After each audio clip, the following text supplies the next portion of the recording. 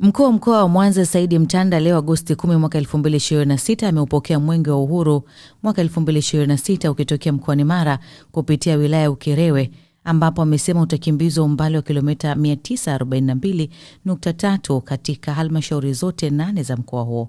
Akizungumza kwenye hafla ya mapokezi iliyofanyika katika viwanja vya shule ya msingi Muluseni, Mtanda amesema mwenge wa uhuru mkoani humo unatarajiwa kuifikia miradi 51 ya maendeleo yenye thamani ya shilingi bilioni 101,945,428,965.29. Mtanda amefafanua kuwa miradi hiyo inahusu sekta za maji, afya, elimu, barabara na madaraja, maendeleo ya jamii, uhifadhi wa mazingira pamoja na matumizi ya nishati safi, ikiwa ni sehemu ya juhudi za serikali katika kuboresha huduma na kukuza uchumi wa wananchi.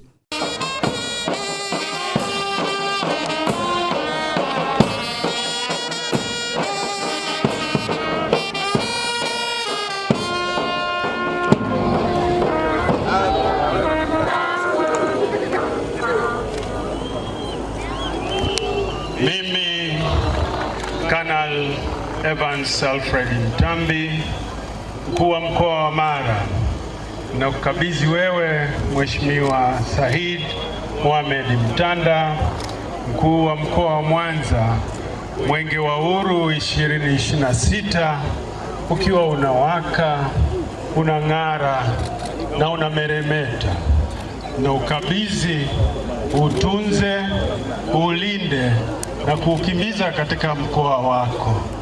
Aidha, ninakukabidhi wakimbiza mwenge kitaifa.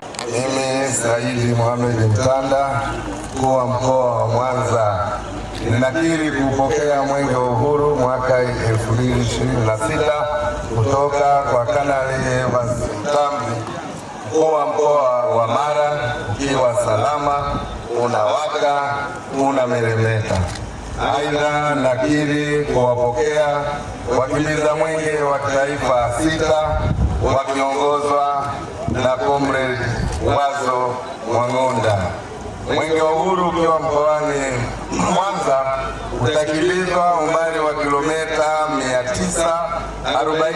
942.3 ukikagua, kutembelea na kuzindua miradi ya maendeleo yenye thamani ya shilingi bilioni 101.9. Aidha, mwenge huu utatembelea halmashauri zote 8 za mkoa wa Mwanza. Mwenyezi Mungu nisaidie.